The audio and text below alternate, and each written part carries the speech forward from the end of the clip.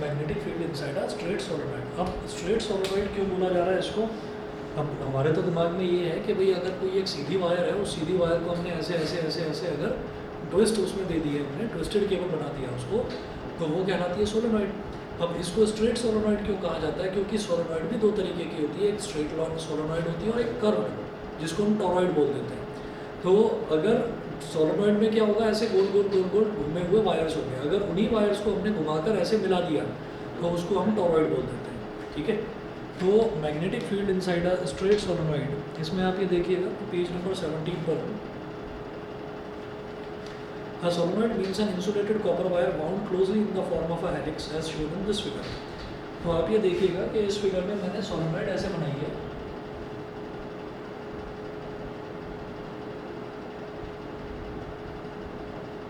ये सोलेनॉइड है।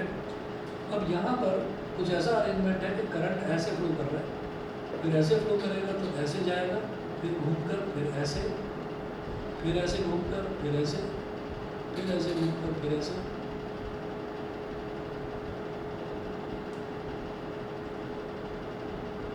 और फिर यहाँ से घूमकर इस तरीके से, ये हमारा करंट हो गया। अब इसके बाद देखिए ये बोल रहे हैं कि यहाँ पर जो है ना, ये इस तरीके से होता है जो हमारा सोलेनॉइड है। अब सोलेनॉइड में हम एक चीज़ ये देख चुके हैं कि अगर मैं यहाँ पर इस वाली साइड से देखूँगा तो ये जो वायर है, ये वायर इस तरीके से घूम रहा है, मतलब यहाँ पर जो करंट है, करंट ना क्लॉकवाइज जा रहा है। अब जब करंट क्लॉकवाइज जाएगा तो क्लॉकवाइज जाने वाले करंट की साइड को मैं बोलूँगा साउथ पोल, और अगर मैं दूसरी तरफ से इसको देखूँगा तो दूसरी तरफ से मेरे को इधर से देख रहा हूँ तो जो करंट मेरे को क्लॉकवाइज नज़र आ रहा है, और इधर से अगर उसी चीज़ को देखूँगा तो वही करंट मेरे को एंटी क्लॉकवाइज नज़र आएगा।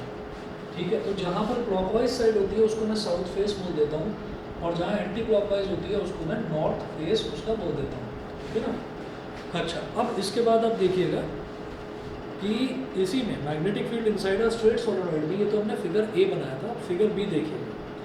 Figure B shows an enlarged view of the magnetic field due to a section of a solenoid at various turns.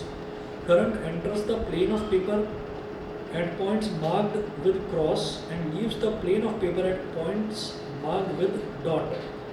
तो एक सेक्शन दिखा रखा है सोलेनॉइड का, तो सोलेनॉइड का एक सेक्शन किस तरीके से, ये देखिएगा। हमने क्या करा कि वैसे तो ये पूरी लंबी सोलेनॉइड, तो ये यहाँ से एक ये छोटा सा सेक्शन ले लिया। अब इस छोटे से सेक्शन में किस तरीके से दिखाया गया है, मैं ये जान गया हूँ कि यहाँ पर क्लॉकवाइज जाएगा करंट, तो जब इधर क्लॉकवाइज करंट है तो इसको बोलेंगे साउथ फेस। इधर एंटी क्लॉकवाइज करंट है, तो जहाँ करंट एंटी क्लॉकवाइज जाता है उसको नॉर्थ फेस बोलते हैं, जहाँ क्लॉकवाइज होता है उसको साउथ फेस बोलते हैं।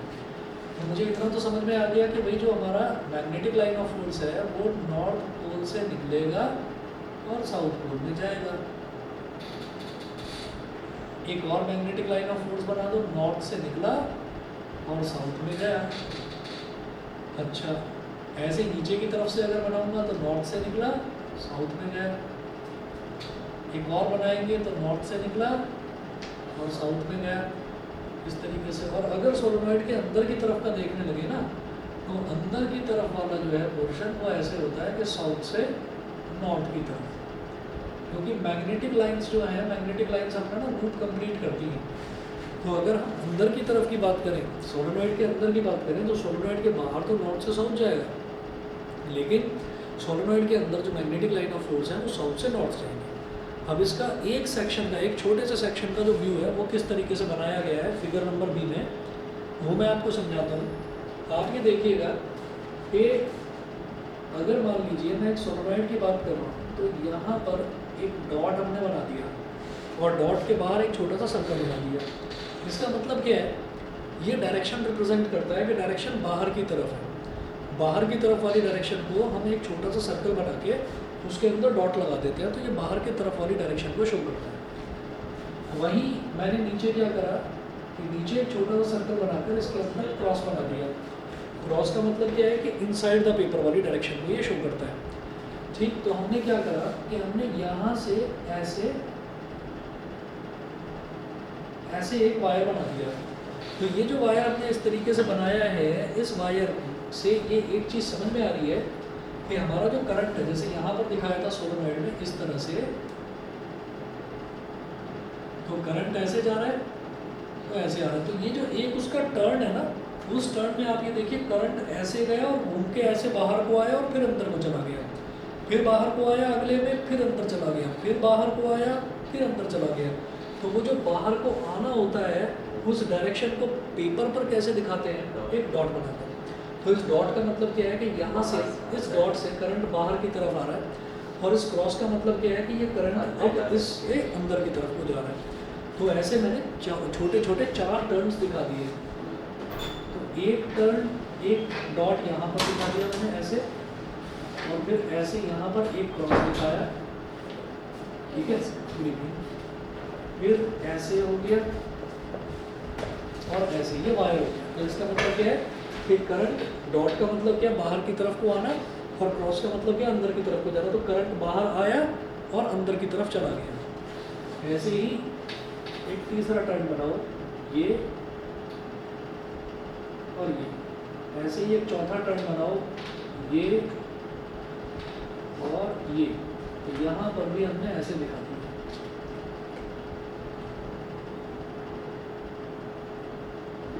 ठीक है, तो इसका मतलब क्या है कि ये मैंने 4 टर्न्स दिखा दिए वायर के, है ना।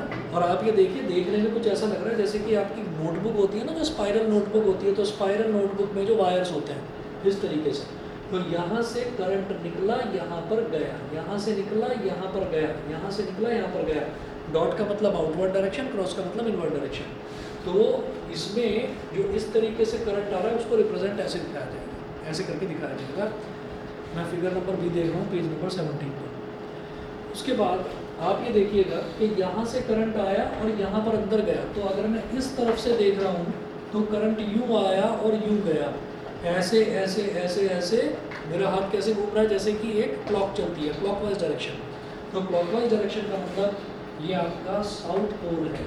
और अगर मैं इस तरफ देखूँ तो हमारा हाथ ऐसे ऐसे घूम रहा है कि करंट यहाँ से निकला, यहाँ पर गया, यहाँ से निकला, यहाँ पर गया। तो मेरा हाथ कैसे चल रहा है, एंटी क्लॉकवाइज। एंटी क्लॉकवाइज का मतलब ये हमारा नॉर्थ फेस हो गया। और मैग्नेटिक लाइन ऑफ फोर्स की डायरेक्शन क्या होती है, नॉर्थ से निकलती है और साउथ में जाती है। तो देखिए क्या, इस साइड पे तो सेम ही था ना, इधर से अगर आप देखोगे तो आपको ऐसे घूमता हुआ दिखाई देगा। यहाँ से, अगर यहाँ से मैं देख रहा हूँ, ये छल्ले बन रहे हैं, एक्चुअली करंट के छल्ले बन रहे हैं, उसके वायर के छल्ले बन रहे हैं, ठीक है। तो इधर से तो क्लॉकवाइज है, और अगर इसी को मैं इस तरफ से देखूंगा तो यही सेम छल्ले मेरे को ऐसे उल्टे घूमते हुए दिखाई देंगे, एंटी क्लॉकवाइज डायरेक्शन, ठीक है। तो ये हो गया। अब ये करने के बाद में हम ये कहेंगे कि भाई जहाँ पर भी करंट होता है, तो हमारे पास ये नॉर्थ पोल और साउथ पोल तो बन गया। तो मैं क्या करूँगा कि जो लूप है वो ऐसे बनते हैं, नॉर्थ से निकलता है, साउथ की तरफ जाता है। तो नॉर्थ से एक मैग्नेटिक लाइन ऑफ फोर्स निकला, साउथ की तरफ गया, लेकिन अंदर साउथ से नॉर्थ की तरफ, मतलब ये लूप अपना कंप्लीट करता है। फिर एक और लूप बना लो, नॉर्थ से निकला, साउथ की तरफ गया, मैग्नेटिक लाइन ऑफ फोर्स बना लो। Magnetic line of force basically magnetic loops होते हैं। तो नॉर्थ से साउथ की तरफ ये इसने अपना लूप कंप्लीट करा। फिर नीचे की तरफ बना लो आप, तो एक नॉर्थ से निकला लूप और इधर साउथ तक गया, और सोलेनॉइड के अंदर ऐसे साउथ से north,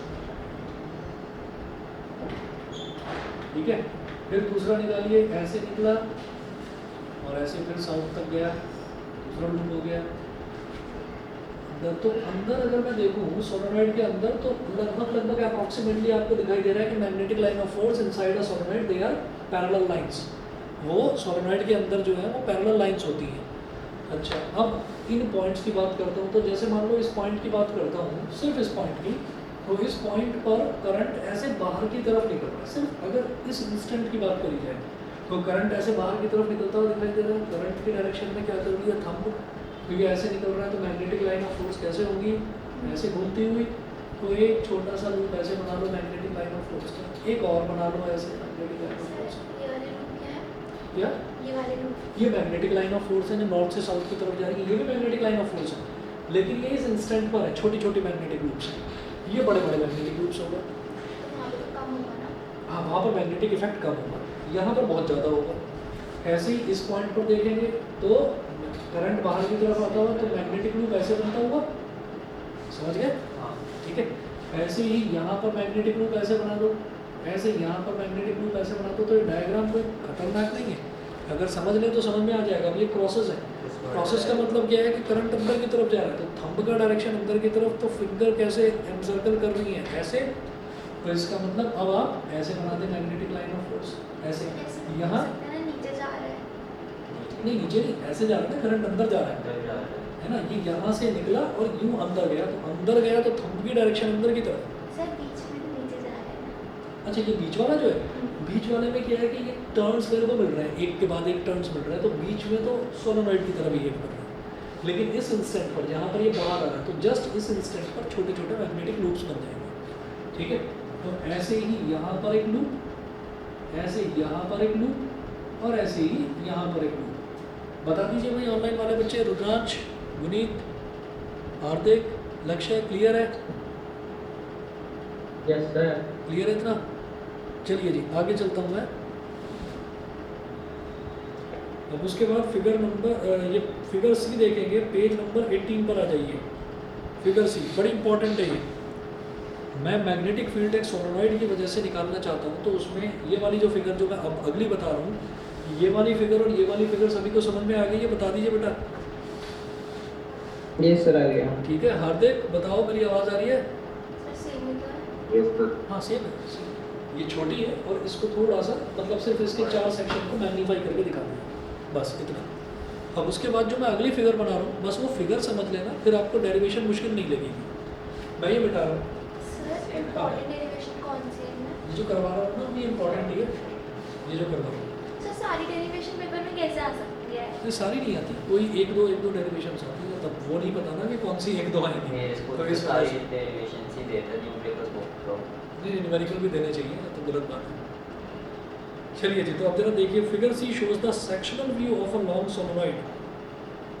sectional view of a long solenoid, तो सेक्शनल व्यू का मतलब क्या है कि लॉन्ग सोलेनॉइड का पूरे सेक्शन का व्यू बता रहे हैं, पूरे सेक्शन का। तो अब वो जो सेक्शन है, वो सेक्शन कौन सा है? वो सेक्शन ये है कि भाई सोलेनॉइड के अंदर की क्या कहानी है, वो बताओ जरा। तो सोलेनॉइड के अंदर की कहानी जो है, हमने ये देख लिया इस डायग्राम से, ये सोलेनॉइड के अंदर जो मैग्नेटिक लाइन ऑफ फोर्स है वो अप्रॉक्सीमेटली एक दूसरे के पैरेलल है, स्ट्रेट पैरेलल लाइंस। ठीक है, सोलेनॉइड के अंदर तो वही देखेंगे। सोलेनॉइड का एक सेक्शन ले लिया, वो सेक्शन इस तरह से हमने मार्क कर दिया। यहाँ पर देखना, ये आपको फिगर ऐसा लगेगा जैसे कोई डिज़ाइन बना रखा हो। फिगर सी है, पेज नंबर 18 पर बिल्कुल शुरुआत।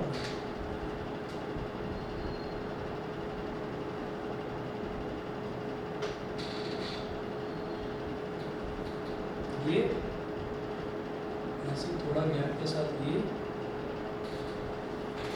और ये इतना है। अब यहाँ पर आप देखिएगा,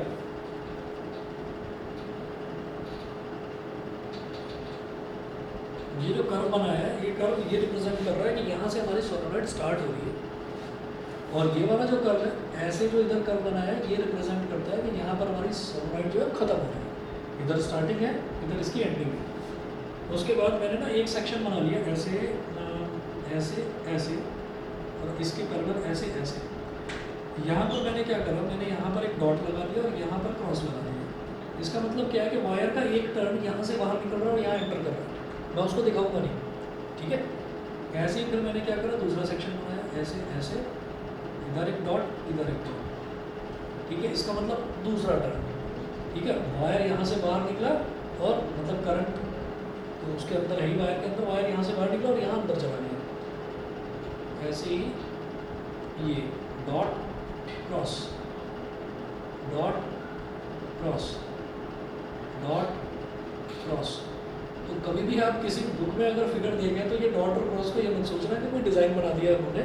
इसका मतलब क्या है, वो वायर नहीं दिखाना चाह रहे हैं यहाँ पर, ठीक है। अब ये सिर्फ मैग्नेटिक फील्ड निकालना चाहेंगे तो ये जो वायर है इधर को फालतू में कंफ्यूज करेगा। ये वायर आते रहेंगे तो मेरा डायग्राम थोड़ा कॉम्प्लिकेटेड बनेगा। तो उसको आसान बनाने के लिए हमने सिर्फ डॉट और क्रॉस लगा दिए हैं। इधर डॉट, इधर एक और क्रॉस, फिर से डॉट, फिर से cross, dot cross, dot cross, dot और क्रॉस, बस इतना। तो यहाँ पर आप डॉट्स काउंट कर लो कितने 1 2 3 4 5 6 7 8 9 10 11 12 1 2 3 4 5 6 7 8 9 10 11 12 तो 12 डॉट्स हैं 12 क्रॉसेस हैं। इसका मतलब ये जो सोलोनॉइड मैंने बनाया है इसमें 12 टर्न्स हैं, इसमें 12 टर्न्स हैं। ठीक, तो ये हमारा वायर्स के लिए हो गया अंदर। हाँ चेक करना नंबर नहीं चेक नहीं करना है, तो बता रहा हूँ एक नंबर ऊपर नीचे हो जाए तो कोई ऐसी दिक्कत नहीं है। उसके बाद आगे देखते हैं। अब हमने ये कहा कि मैग्नेटिक फील्ड लाइंस जो होती हैं सोलोनॉइड के अंदर, सोलोनॉइड के अंदर की कहानी की बात करते हैं, वो होती है पैरेलल स्ट्रेट लाइंस। तो हमने 1 2 3 4 5 1 2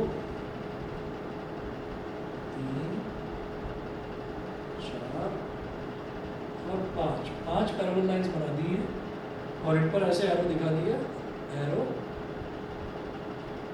इस एरो का मतलब ही क्या है कि ये हमारा मैग्नेटिक फील्ड है। मैग्नेटिक फील्ड एक सोलोनॉइड के अंदर पैरेलल स्ट्रेट लाइंस होती हैं। ठीक है, उसके बाद देखिएगा अब आप आ जाइए थ्योरेटिकल पोर्शन पर। ये तो डायग्राम तो शायद समझ में आ गया होगा।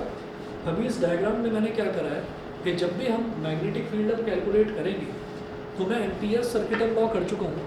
तो मैं क्या करूँगा, मैं जहाँ पर भी मैग्नेटिक फील्ड कैलकुलेट करूँगा वहाँ पर मैं एक एम्पीरियन लूप जरूर बनाऊँगा।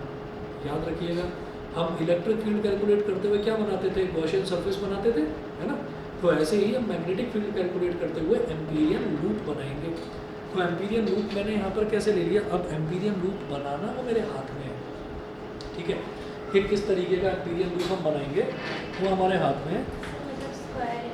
स्क्वायर, रेक्टेंगल, ट्रायंगल, सिलेंडर, जैसा आपका मन करे वैसा बना देना, बस वो लूप होना चाहिए। तो मैंने क्या करा, मैंने ऐसा लूप बना दिया कि थोड़ा सा इसके बाहर थोड़ा सा इसके अंदर रेक्टेंगुलर एम्पीरियन लूप ले लिया और बेटा इसका एंड पॉइंट्स को नाम दे दिया ए बी सी डी और रेक्टेंगुलर लूप की जो लेंथ है उसको मैंने ले लिया एल, इसको एल ले लिया। और लूप ऐसे है कि ए से बी तक जा रहा है, बी से सी तक, सी से डी तक और डी से ए तक। मैंने ऐसे एरो बना दिया। मतलब हमें लूप बनाना है तो लूप का मतलब यही तो हुआ कि किसी एक पॉइंट से स्टार्ट करूँगा और घूम फिर कर वापस वहीं आ जाऊँगा। तो मैंने ये माना कि ए से स्टार्ट करा और घूम फिर कर वापस ए पर आ गया। ठीक है, तो ये हमने एम्पीरियन लूप ले लिया। बेटा यहाँ तक बता दीजिए, ऑनलाइन वाले बच्चे बता दें यहाँ तक क्लियर है तो मैं आगे बढ़ूँगा। समझ गए हैं यहाँ तक? ठीक है, चलिए जी। इसके बाद आगे देखिएगा, to determine the magnetic field B vector at any inside point consider a rectangular closed path APCD as the Amperian loop, जैसा मैंने शो करा according to Ampere circuital law. अब एम्पियर सर्किटल लॉ देखिएगा जरा। एम्पियर सर्किटल लॉ बेटा क्या कहता है, the closed loop line integral of magnetic field is equal to mu naught times the current threading through that loop. तो total current through the loop, total current through the loop ABCD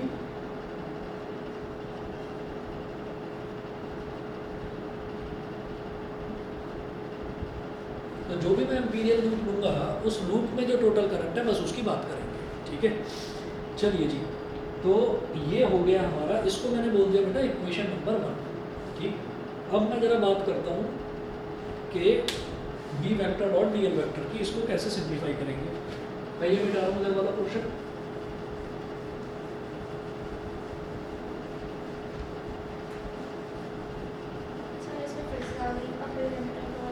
अरे कुछ नहीं है, वो upper limit lower limit, सिर्फ diagram को समझना तक मुश्किल था। मुश्किल काम आपने कर लिया, अब आसान पोर्शन बचा हुआ है।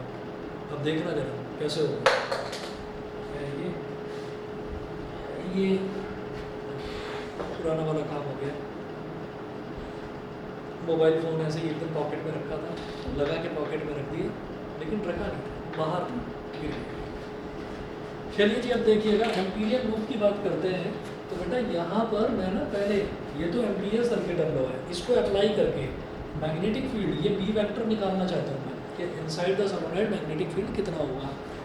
तो मैं ये कहूँगा close loop line integral of D vector dot D L vector is equal to close loop line integral का मतलब क्या है कि इसमें मेरे को इस पूरे लूप का लाइन इंटीग्रल करना है, इस पूरे क्लोज लूप का। तो वो क्या होगा, पहले मैं जाऊंगा बेटा ए से बी तक, यहाँ पर लगाएंगे B vector dot D L vector, ठीक है। फिर हम जाएंगे बी से सी तक, फिर लगाएंगे B vector dot D L vector. Integration का मतलब एडिशन होता है, तो पार्ट्स में, टुकड़ों में डिवाइड कर करके ऐड कर रहा हूँ, ठीक है। तो पहले बी से ए से बी तक, फिर बी से सी तक, फिर सी से डी तक, फिर सी से डी तक, और B vector dot D L vector, और फिर फाइनली डी से ए तक, डी से ए तक, और फिर B vector dot D L vector. ये हो गया, ठीक है। अब आप ये देखिएगा कि अगले स्टेप में यहाँ पर क्या समझा रखा है मैंने, देखिएगा कि इंटीग्रेशन बी से C B vector dot D L vector, ये बी से सी वाला जो है इंटीग्रेशन बी से C B vector dot D L vector, ये क्या हो जाएगा, integration B to C B vector dot D L vector क्या होगा, जैसे A vector dot B vector क्या होता है, ए बी कॉस थीटा, तो ये क्या हो जाएगा B D L cos 90 is equal to 0। अभी 90 क्यों है भाई, मुझे कहाँ से कहाँ तक जाना है, मुझे बी से सी तक जाना है, तो बेटा बी से सी मेरी लेंथ अब ये हो गई और मेरा मैग्नेटिक फील्ड ये हो गया, तो मैग्नेटिक फील्ड और लेंथ के बीच में एंगल क्या बन रहा है, 90 डिग्री। बी से सी तक जा रहा हूँ तो इस वजह से ये 0 हो गया। इसी तरीके से जो हम सर वो जो डायरेक्शन है, हाँ वो मैग्नेटिक लाइंस है। ये वाली तो डायरेक्शन मैंने ली है ना, ये कुछ भी है, ये कुछ भी है, ये आप कुछ भी ले सकते हैं डायरेक्शन। लूप है ना, तो लूप मैंने ले लिया कि चलो जी ए से स्टार्ट करा, ए से बी तक गया, बी से सी तक गया, सी से डी और डी से ए तक। अगर सर्कल होता तो, सर्कल होता तो भी ऐसे बनाते, लेकिन उसमें तो उसमें इंटीग्रेशन नहीं होता, इसीलिए तो आसान चीज़ ली है। ये एम्पीरियन लूप हम अपने कंफर्ट के हिसाब से लेंगे, जिसको आसानी से करा जा सके, ठीक है ना। एम्पीरियन लूप की खुली छूट है, आपको जैसा लेना है वैसा ले लो। सर्कल लोगे तो अपना काम मुश्किल कर लोगे, ठीक है ना। तो रेक्टेंगल सर उसमें एरिया लगता, उसमें एरिया नहीं निकालना, तो लेंथ ही होता, लेंथ, और पूरी लेंथ जब मैं निकालता तो वो 2πr होती है ना। तो अब आप ये देखिएगा कि ये हो गया हमारा, ये वाला तो खत्म हो गया। और इसी तरीके से आगे क्या दे रखा है कि इंटीग्रेशन बी से ए, इंटीग्रेशन बी से A D vector dot D L vector, ये क्या हो जाएगा, इंटीग्रेशन बी से ए, यहाँ पर भी B D L cos 90 degree, और बेटा ये भी 0 हो गया भाई। डी से ए तक अगर हम आएंगे तो भी हमारी लेंथ इस डायरेक्शन में, मैग्नेटिक फील्ड इस डायरेक्शन में, लेंथ और मैग्नेटिक फील्ड में 90 डिग्री का एंगल, और कॉस 90 0 होता है, ठीक है। तो सी से डी हमारा जो है, अच्छा अब दूसरा देखिए, एंड इंटीग्रेशन सी से डी, ये जो सी से डी वाला है 0 ये क्या हो गया, ये 0 हो गया। इसका रीज़न लिखा हुआ है कि magnetic field is 0 for points outside the solenoid. Solenoid के बाहर है तो मैं कहूँगा मैग्नेटिक फील्ड हमारा 0, ठीक। अब हमारे पास यहाँ पर केवल और केवल एक चीज़ बचती है, क्या, ए से लेकर बी तक। क्यों, क्योंकि मैं मैग्नेटिक फील्ड कहाँ निकालना चाह रहा हूँ, इनसाइड द सोलोनॉइड। तो भाई आउटसाइड वाले को तो लेना ही नहीं है, आउटसाइड वाले का तो मैग्नेटिक फील्ड 0 है, खत्म है, उसको मुझको लेना ही नहीं। हम क्या करेंगे, ये समझ में आ गया बेटा, सबको बता दो। सर बी से सी में आधे तो आउटसाइड ही है ना, लेकिन वो कोई बात नहीं, यहाँ से स्टार्टिंग हो रही है ना, तो ये जो इतना था, इतने को अगर मैं कंसीडर करूँ भी तो वो 90 डिग्री 0 हो जाएगी, ठीक है ना। तो अब ए से बी बचेगा, बता दो भाई, लक्ष्य क्लियर है? Yes sir. ठीक है, हार्दिक बता दो क्लियर यहाँ तक? Yes sir. ठीक है, चलिए जी आगे चलता हूँ फिर मैं, बस अब थोड़ा सा ही बचा हुआ है, ये कंप्लीट हो जाएगा अभी देखिए। उसके बाद हम ये कहेंगे कि इसलिए हमारा जो ये पोर्शन बचता है, therefore line integral of D vector dot D L vector, इसमें बी से सी वाला खत्म हुआ, सी से डी वाला खत्म हुआ, और डी से ए वाला खत्म हुआ, सिर्फ ए से बी रह गया। तो इंटीग्रेशन ए से B vector dot D L vector, ठीक है।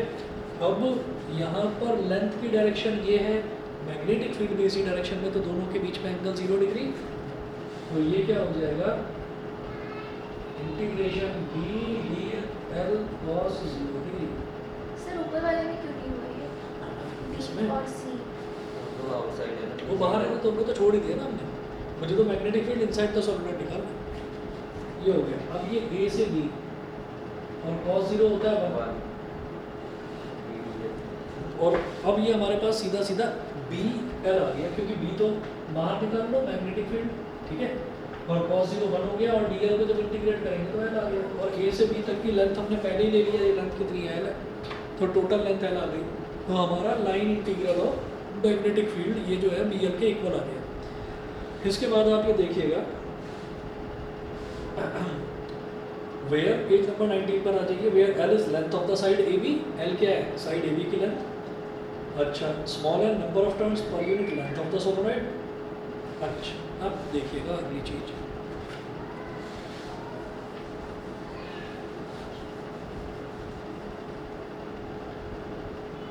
यहाँ पर जो होंगे स्मॉल एंड, हाँ क्या, जितने टर्न्स होंगे उतना है।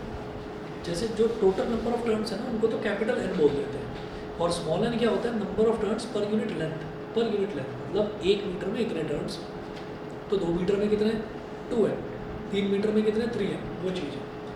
तो nl क्या हो गया number of turns in length l of the solenoid के, एक यूनिट लेंथ में n टर्न्स है, तो l लेंथ में कितने हो गए nl, समझ गए, 1 मीटर में n टर्न्स हैं तो 50 मीटर में कितने 50 इंटू n, तो 1 मीटर में n टर्न्स है तो l मीटर में कितने n इंटू l, तो वही लिखा है nl is equal to number of turns in length l of the solenoid, ठीक है।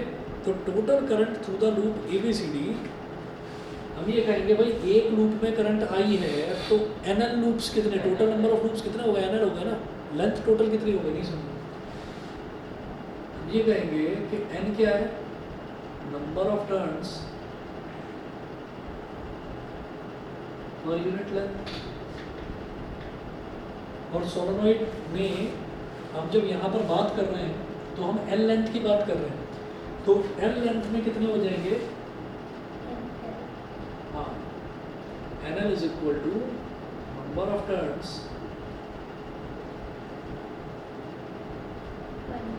in L length of the solenoid,